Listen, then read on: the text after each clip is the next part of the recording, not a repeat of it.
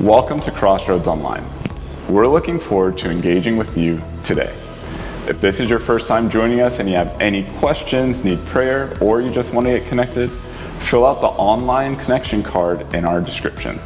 Let us know that you're here by leaving us a comment. Our staff is online and ready to engage with you. Like and share this post because you never know who could use the encouragement.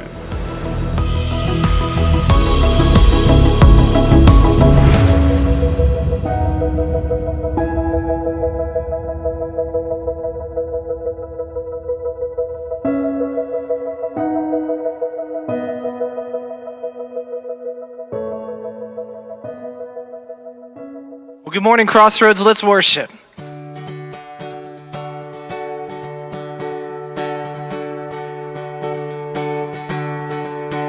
And I was buried beneath my shame. And who could carry that kind of weight? It was my tomb till I met you. And I was breathing but not alive. And all my failures I tried to hide. It was my tomb till I met you. You called my name, and I ran out of that grave, out of the darkness, into your glorious day. You called my name, and I ran out of that grave,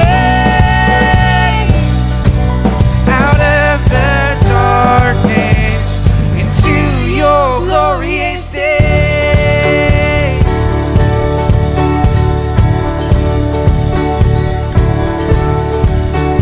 Now your mercy has saved my soul, and now your freedom is all that I know. The old name knew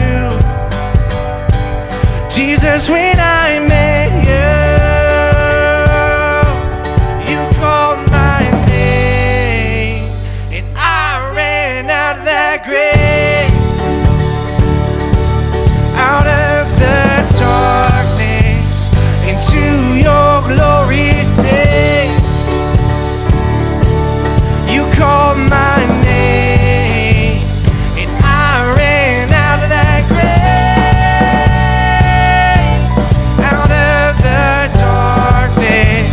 into your glorious day.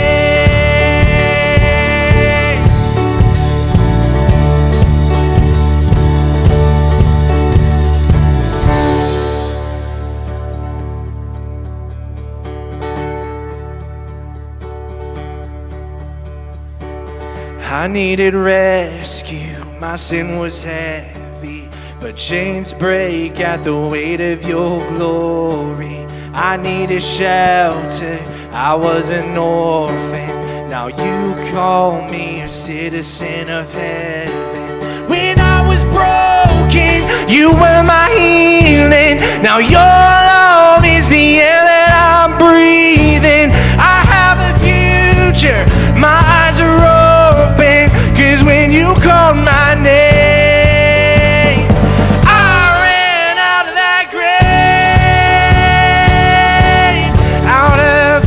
darkness, into your glorious day. You called my name, and I ran out of that grave, out of the darkness, into your glorious day.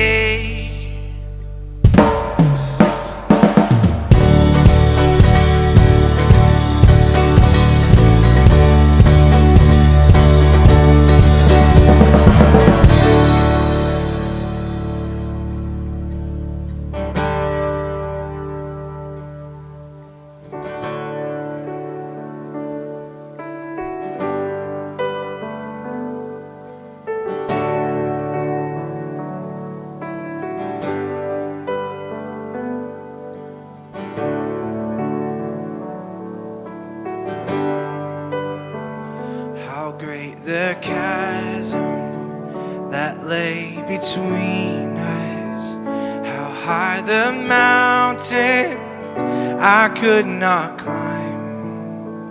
In desperation, I turned to heaven and spoke your name into the night.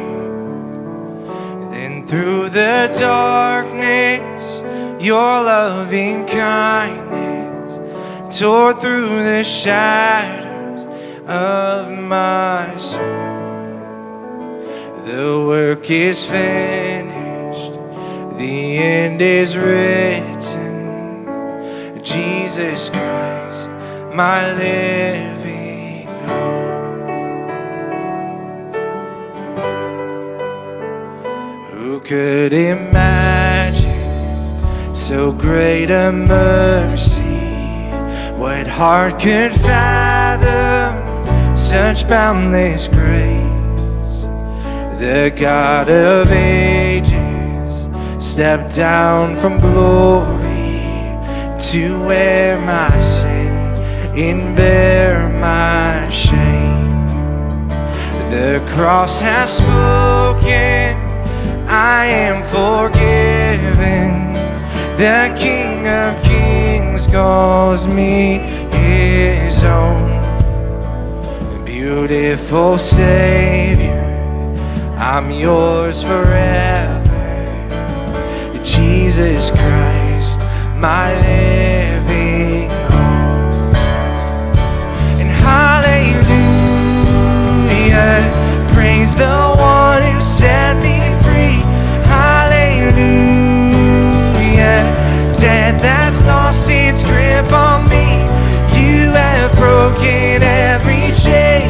There's salvation in your name, Jesus Christ, my living hope. And hallelujah, praise the one who set me free. Hallelujah,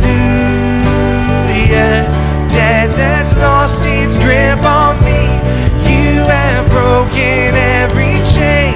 There's salvation in your name, Jesus Christ, my living hope.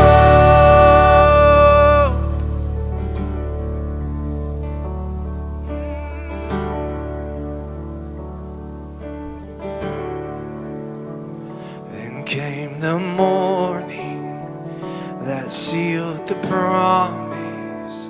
Your buried body began to breathe. Out of the silence, the roaring lion declared the grave has no claim on me. Then came the morning that sealed the promise. Your buried body began to breathe. And out of the silence, the roaring lion declared the grave has no claim on me. And Jesus, yours is the victory. Oh, and hallelujah,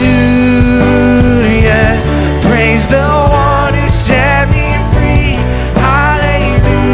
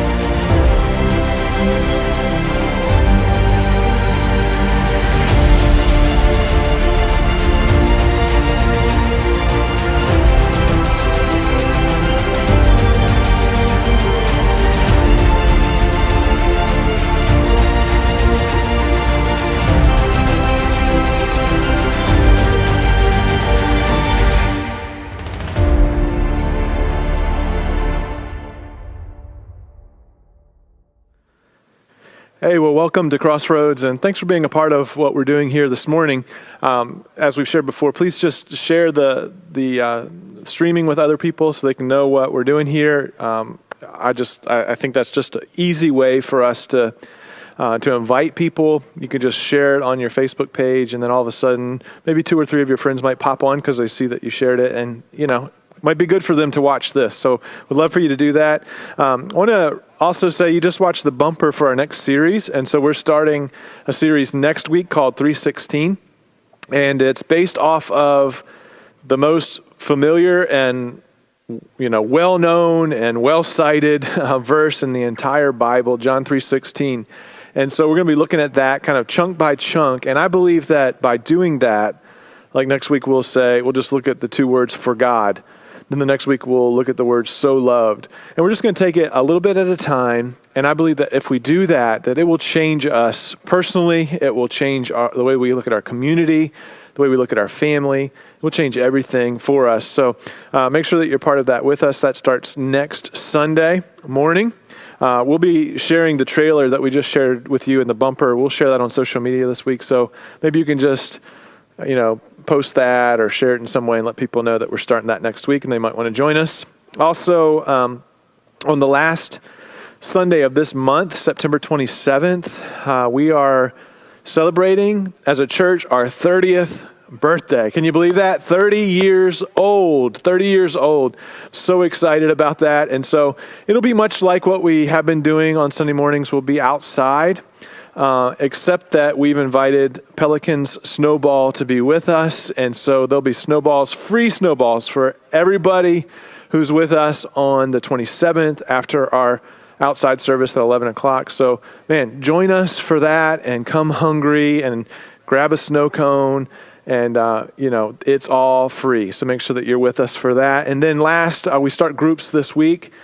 And so groups kick off tomorrow, actually. And so we'd love for you to be a part of groups with us. If you're not signed up for one, now's the time, okay? Sign up now so we can get you in a group, get you signed up. I want you to know that some of our groups are in person, but all of our groups are virtual. So even the ones that are in person are virtual. So whether you're comfortable meeting or not meeting, there's a group for you. And honestly, every group needs somebody just like you. So join our groups. We'll put the form on here a little bit later. You can go on our app and do that as well. But just get involved in a group. If you're not sure, just let us know. We'll call you or email you and try to work with you on finding the right group for you. Okay? All right, let's jump right in. This morning, I want to tell you that God is writing a story. And God is writing a story in your life. God is writing a story in our church. God is writing a story in your family. God is writing a story in our world. And we want to be a part of that story. And the story continues. I was thinking this week about how last November, I stood before about 50 to 60 leaders in this church, Crossroads Community Church. And I stood before them coming into 2020 and said, here's what God has laid on my heart for this year.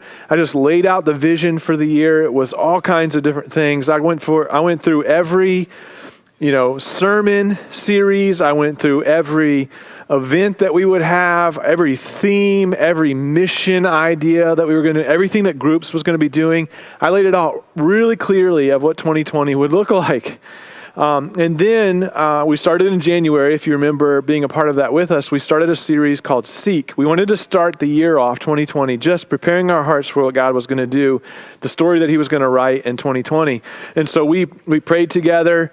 We fasted and prayed as a church for 30 days. We had a worship night here where we just sought the Lord together. It was incredible as we prepared our hearts for this new year.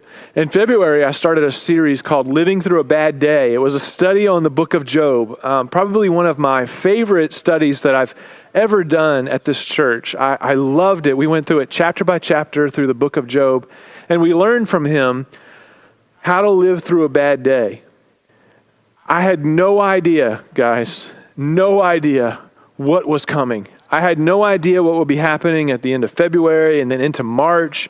And we finished that series, Living Through a Bad Day. And honestly, I honestly thought, like, I'm never going to do another study in the rest of my life on the book of Job, because God was writing this story in our hearts about what was coming and preparing us as a church for pandemic, for all kinds of things that have happened over the course of this year, and how we can live through a bad day in the same way that Job did. Incredible. I had no idea that the Rona was coming just a little bit after that. And our lives changed forever. And our church changed forever. And we've learned so many things over the course of just this last year, 2020. So I got thinking about some of the things that I've learned personally, and these are just funny things. And then after that, I want to share with you two things that I believe that the church, our church, but in a bigger sense, the church, the big C, universal church, should be learning as we go through 2020 together. So let me kind of share with you some of these funny things that I picked up on. Here are kind of the top 10 things that I've learned in 2020. And why don't you share yours, okay? What's the craziest thing? What's something that you learned in 2020 that you never thought you would ever learn, but you learned it in 2020? Here's some of the things that I picked out. I'll go through them 1 to 10, okay? And I guess there's not any really order of them, but here they are. Number 1, you better have a stockpile of toilet paper and disinfected wipes. Like, you better have a bunch of them. We all learned that in 2020. Share what yours are. I'd love to read them. Number 2, that grocery delivery services are extremely convenient until everyone else realizes that they're extremely convenient, right? Number 3, I'll just say one word: Zoom. Number 4, that sweatpants can also just be called pants, right? We learned that through COVID and through the year 2020, that sweatpants can just be called pants. My dad, you have no idea what I wear when I'm doing my online devotions. You can only see me from here up. We'll just leave it at that. My dad he preaches his messages from home for his church, and he wears a dress shirt and a tie, and he has shorts on underneath. They don't even know that. I guess they do now if they watch this. Sweatpants can be called pants. Number 5, we all learned that teachers should be paid 10 times more than they're being paid right now for dealing with our crazy kids, right? Teaching isn't as easy as we all thought it was, do we? Like, golly. Number 6 is kind of similar to that. Homeschool moms are way cooler than we originally thought, aren't they? Wow. Homeschool moms, you rock. Now that so many others are homeschool moms, I can see, there's kind of like this homeschool mom idea, what people thought homeschool moms were like, and now everybody's like reaching out to the homeschool moms from last year and the year before saying, help me, please, I don't know what to do. You are so cool. So homeschool moms, like, their cool factor has gone way up through COVID in 2020. Number 7, now we all know what our dogs and cats feel like when they are cooped up in the house all the time. Now we know why they're so excited to go for a ride in the truck or go for a walk down the road, right? Number 8, we all learned that if you have good friends, you're rich. Man, if you have good friends, you're rich. If we took the time in the years previously to kind of build up that community and build up that safety net and build up those friendships, and we found out that we were really rich in 2020. Some of us found out that we didn't invest in friendships before, and we felt very alone now. Number 9, we learned how to cut our own hair, didn't we? We learned how to cut our own hair. Many of you have been cutting some crazy hair in your houses. Number 10, and maybe the best, some people will flip it and say, and number 1 is that doctors and scientists don't know anything. The only real doctor is Dr. YouTube, right? I mean, who cares what the infectious disease specialists are saying? Your cousin who never graduated from high school shared a YouTube video with you that explains it all, and you believe it. Dr. YouTube. But we've learned so much more, and those are just jokes, I know. But let me share with you, we're going to really turn gears here now, okay? I want to share with you 2 huge things that our church and really in bigger than us, the church should have learned in 2020. And I just want to walk through them with you now, okay? And we'll go pretty quick on it. Number one, God has given the church an amazing opportunity. Let me just say that for the people in the back. God has given the church an amazing, amazing opportunity. We are in a moment of time that is very special and demands a response from us. I believe with everything inside of me that this pandemic has a purpose. And many churches and many followers of Jesus, and even I've even evaluated myself, have missed it. We've missed it. Many have kind of sat around and said, this pandemic and everything shut down, and I'm just going to sit on my hands and kind of wait this thing out and see what happens. We're going to miss an opportunity. The church has been given an amazing opportunity. It says in Ephesians chapter 5, it says, "Be very careful then how you live, not as unwise, but as wise, making the most of every," and pay attention to this word, I want you to say it wherever you are, every what? Opportunity, okay? Opportunity, because the days are evil. The word opportunity here, it means so much, okay? In the English, we know it as the word opportunity. In Greek, and I usually don't share a lot of Greek stuff with you. I took Greek in seminary. I don't remember much of it. But there's two words that could have been used in this moment. There's two words that kind of describe the word opportunity. And one is chronos, which you kind of recognize from the word chronology, right? So it's kind of this word of a specific time, a very specific time. But the other word, and actually the word that's used here in Ephesians chapter 5, is the word kairos.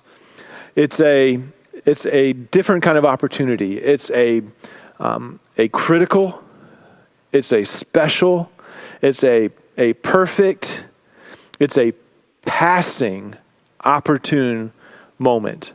Let me read the verse backwards to you and see how you kind of see it. Maybe put it back up on the screen for me. It says, let's read it backwards. Because the days are evil, God is going to give us, the church, give me a special, critical, perfect, even favorable moment where we need to be very wise and careful about how we live. So think of kairos kind of this way. It's a passing, favorable moment, a perfect, special moment that will not last forever. And we have to drive through it with some kind of force, okay? If we don't drive through it with some kind of force, then we're going to miss it. A passing moment. I think about this with my kids. This is kind of a kairos moment when I think about my kids. We're in a season now where our kids are both adults. Our daughter's 19, our son just turned 18. And so here are the things that I'm thinking about naturally, and you will too when your kids are the same age as mine. I begin to think, did I spend enough time with my kids? Was I the kind of dad that I really wanted to be? What did I prepare them to be adults? Did I teach them how to make good decisions? Did I lead them to the Lord and teach them, everything they needed to know about following Jesus and what it meant to have a relationship with him and how to follow him moment by moment and day by day and how to pray? And because I'm realizing right now, as they've kind of crossed into adulthood, that moment, that special and critical passing moment has now, in a sense, ended for us. It's this kairos moment. And I believe a lot of churches will look back. And so that's what I'm doing right now. I'm looking back and saying, did I miss it? Did I do it right? Did I handle things right? Did I take advantage of the time, the opportunity that God gave me? And I believe a lot of churches will look back at 2020 and say, we missed it. We missed it. A broken world in the most chaotic time of my entire lifetime, probably yours too, was handed to us on a platter, a broken world on a platter. And I want to make sure that I don't miss it personally, and I want to make sure that we don't miss it as an organization, and I want to make sure that you don't miss it as a follower of Jesus Christ as well. I want to be very careful. And so I just want to share with you just a couple things that, and let me just say this, we could have done better. we could have done better. But also there are some things I think that we've done well. We've hit some home runs, but we haven't been perfect. But I want to share just a few things with you that I think we did well with. First, we had to pivot through adversity. When this thing hit, man, we had to pivot quickly, and we had to learn how to still care for people that are hurting. We had to learn and change all of our content to online. We were already live streaming, but we had to launch a better streaming experience. And I just want to take a moment to just thank three guys in particular, just three guys that have been by my side from the very beginning of this. I have made their lives challenging. They've been mad at me a couple times, and it's okay. They have stuck through with it. But I want to thank these guys, Jacob and Coy and Ethan. Man, they have stuck with me through this. They have been constant through this, and allowed God to use them and help us pivot in a time that we had to pivot very quickly. I would also say that we were able to partner with Thrive more effectively, and so we were able to fill their food banks on a lot of different occasions. Behind the scenes, there were some things that happened that, we don't share all these details with the church because, honestly, I struggle with the humility of it. I struggle with, is this bragging or is this just sharing what God's done? And so I want you to know I'm just sharing what God has done. But we've been able to send some resources to help them, to help Thrive so that they could help the community. I loved at the very beginning of the pandemic when our family ministry did a positivity parade at Riverside Hospital. Just drove through the hospital and just the staff there crying and in tears, and families, driving through, rooting on the heroes, with their cars and their vans decorated, just rooting them on in these moments and leaving them all kinds of goodies and leaving the staff at the hospital just in tears. Thankful for all those that were able to make masks. I can't even tell you how many masks the ladies at this church have made for us, for doctors' offices, for nursing homes, to just help people that needed them.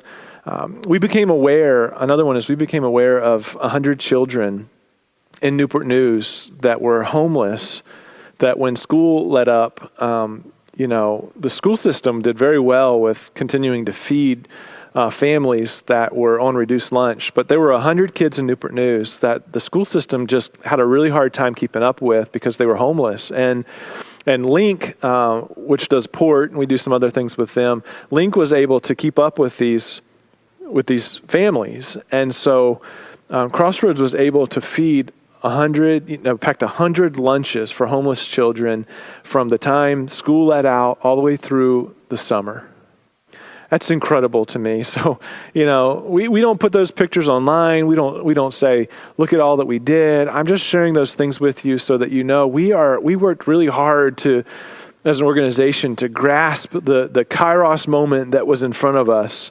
Blood drives, I think we've done 3 of them since March. We were able to send funds to Nicaragua. If you think about you think about how difficult the pandemic has been on people in this country, imagine what it's like in one of the poorest countries in the entire world. And that's Nicaragua. And so we were able to get food bags to families there, and we were able to build 3 homes in Nicaragua. 3 homes for 3 families that don't have homes, that got wet every time it rained, that their houses were built out of sticks and pieces of scrap metal. We were able to build 3 homes for 3 families. I would love to be able to do more of those. Again, I share these things with you just so you can see that as an organization, we wanted to grasp the Kairos moment that was in front of us.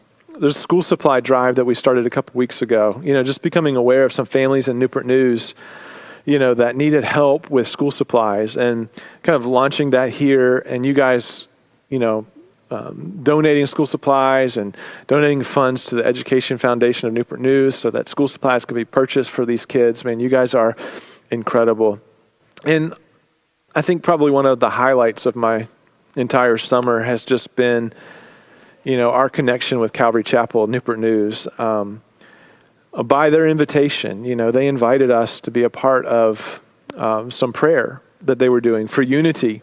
And in a time when racial tension was so high, and And honestly, there were so many roundtables and the media outlets were sharing so much. And honestly, there was so much talking that I just got to a place where I said, you know what, we just got to do something. Like, no more talking, like, let's do something. And so we were able to partner with Calvary Chapel and pray. We've been praying with them in unity for the world, for the police, for those that have been protesting, for our government authorities, for our leaders, our presidents. We've been praying together in all those ways, worshiping together.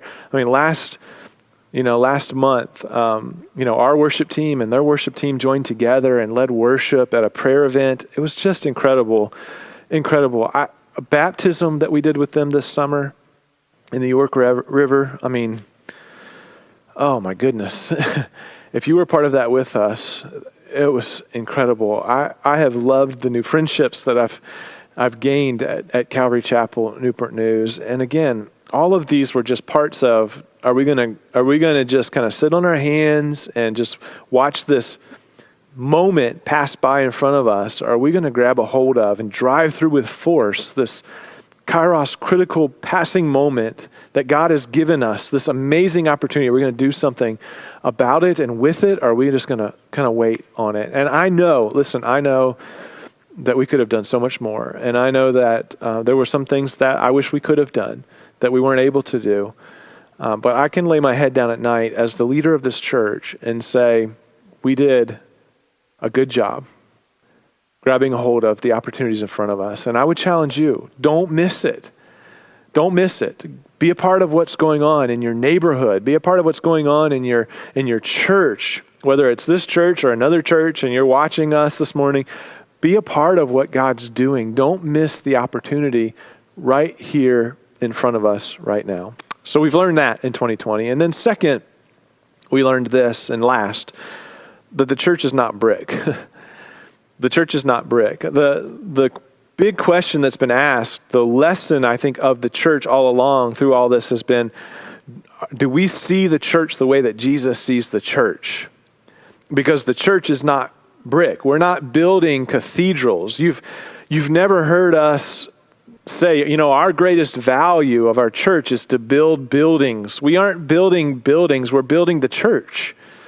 We're building the church. Those of you that are invested in our kids ministry and the student ministry of our church, you're building the church. We have people in our church whose job is just to pray for you, to pray for me, to pray for Crossroads. They're building the church. The group leaders who struggled through the pandemic on Zoom and persevered, you're building the church. Every sandwich that was packed, every food bag that was delivered, every home that was built is part of us building the church. Every time you walk across the neighborhood across the street to the neighbor that lives across from you and says, "Can I help you?" Or, "Would you like to come over for dinner tonight?" That's building the church. Every time somebody goes down under the water of baptism, that's building the church. Every time you open your home, your backyard, anytime you listen to somebody who's hurting and listen to their story and share your story and try to give them hope, you're building the church. Every time you stop and pray and intercede for someone, you're building the church. The church is not the brick, right? We are the church. And we're building the church. We've been forced outside of the church building. And I believe God did that on purpose to refocus us. And if our hope has always been like, man, I'm just going to sit on my hands until I can actually get back into the building, then we've missed the opportunity altogether. The church is not the brick. We are the church. You are the church. Be the church. It says in Ephesians chapter 2, verse 19, you are no longer foreigners and strangers, but fellow citizens with God's people, and also members of his household, built on the foundation of the apostles and prophets, with Christ Jesus himself as the chief cornerstone. Jesus Christ himself as the chief cornerstone. In him the whole building is joined together and rises to become a holy temple in the Lord. And in him you too are being built together to become a dwelling place in which God lives by his Spirit. You see, the pandemic forced us all over the world outside of the building. I mean, I want to gather more than anyone else. I've missed every single one of you. On Sunday morning when we were able to meet outside, I just loved seeing your faces and seeing you. I would love for you to be in this room right now, gathered together with us. But we got to remember that this gathering, when we come together in person, it's a celebration. It's a time of worship. It's a time to re-energize us, to refocus us. And then we go out of this building and into the world where we're the church every single day. I mean, we got to see the bigger picture, that there are churches in Louisiana right now that don't have a building this morning because the hurricane a week ago washed their building away. But they're still the church because the church is not the brick or the building. It's about Jesus and about his people. I think that's the church God sees. And many of us, I think God shook us up so that we would see that church isn't a certain time on a Sunday morning. It's not a cathedral. It's not a temple. It's not 11 o'clock on Sunday morning. The church is open 24 hours a day, 7 days a week, because we carry that with us. We are the church. Matthew 21:43 has just woken me up. It says, "Therefore I tell you that the kingdom of God will be taken away from you and given to a people who will produce its fruit." In other words, if we don't do this, he will find someone else who will. And so our success as an organization and, as the church is, it relies on us being able to say, yes, yes, God, yes. Whatever you want me to do, yes. So I challenge you to be the church, to seize the Kairos moment that's in front of us. I'm going to give you 4 quick verbs. Number 1, this will help us to not miss the moment, okay? Follow. Follow. Don't follow me, follow Jesus, okay? He doesn't want us to just believe. He wants us to follow. Many Christians think, it's about believing only. Jesus never asked for believers. He asked for followers, okay? Mark 8:34, he says, "Then calling the crowd to join his disciples, he said, 'If any of you wants to be my follower, you must give up your own way, take up your cross, and follow me.'" This is where everything starts. If you want to make sure that you don't miss this moment, everything starts here. Are you going to follow Jesus? He's looking for followers. He's not looking for church attenders at 11 o'clock on Sunday morning. That's not enough. Following him is moment by moment, day by day, hour by hour. Second verb is connect. This is key with everything. I mean, the more we're connected as a family, right, the better our family is. The more we're connected in our business, the synergy and unity of our business, the better our business will be. That's why when we're connected at church, that we're better because of it. And so we want to make sure that we're not just attending, but we're connecting. We're not just coming, but we're connecting. It says in Ecclesiastes, it says, 2 are better than 1. In other words, we can do more together than we'll ever do by ourselves. 2 are better than 1 because they have a good return for their labor. If either of them falls down, one can help the other up. We will all fall down. It happens to all of us. You're like, come on, Pastor, can you be a little more positive? I am. I'm being positive right now. I'm positive that you're going to fall down, okay? All of us will fall down. And let me just say this. All who fall down are welcome here at Crossroads. It says, "But pity anyone who falls and has no one to help them up. Also, if 2 lie down together, they'll keep warm. But how can one keep warm alone? Though one may be overpowered, 2 can defend themselves. A cord of 3 strands is not quickly broken." We all need to be connected. And by the way, let me say that's your responsibility to get connected, okay? You need to build the safety net. You need to build the community. You need to build the network of supporters, and you need to do it now. And I'm not talking about hundreds of people. I'm talking about like 5 people, okay? Nobody should walk alone when the bad things happen in our life. Again, groups start next week. If you've not built up that kind of network, that kind of safety net, that kind of community, groups are a great place to start. Number 3, discover. Discover what? Discover why you were created in the first place. Well, my mom, my dad, they said I was an accident. No. That's their story. That's not your story. Psalm 139 says, For you created my inmost being. You knit me together in my mother's womb. Every single one of us, God said, here's your personality. Here's your gift. Here's what you're going to look like. He says, I praise you because I am fearfully and wonderfully made. Your works are wonderful. And he says, I know that full well. David knew it full well. He knew who he was.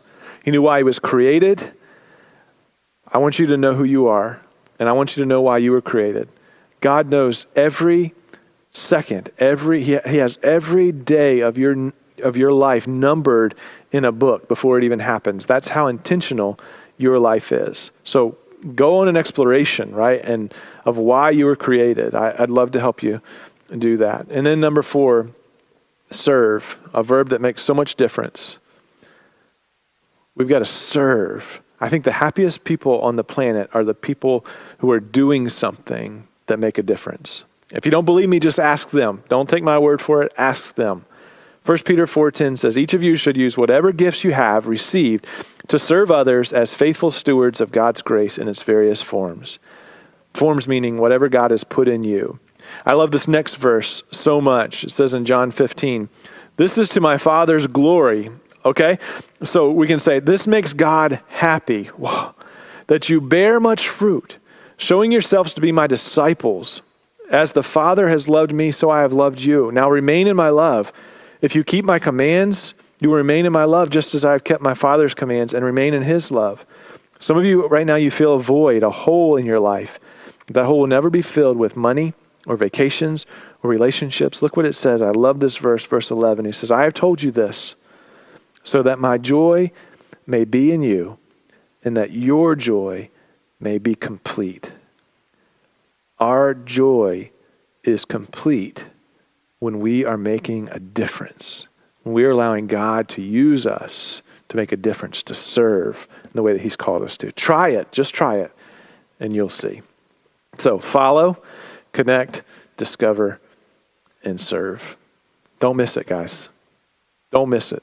Don't miss the Kairos moment that's right in front of us, the special, unique, passing moment. Don't be distracted by everything that the enemy is trying to do to distract us and stir us up. If so, you're going to miss it. Follow Jesus. Connect with other people. Discover what your purpose is and serve. And you won't miss the moment God has laid out before us. Can I pray with you? Lord, thank you for this opportunity, Lord, to be together this morning.